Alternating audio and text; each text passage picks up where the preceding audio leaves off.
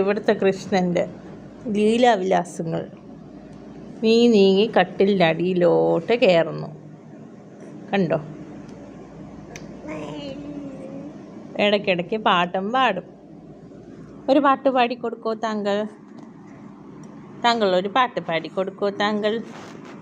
ഒരു പാട്ട്, ഒരു song. Very good. Come on.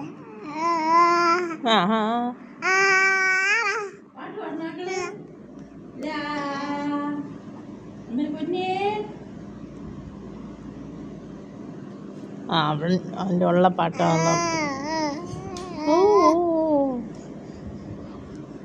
പാട്ട് പാടൂ.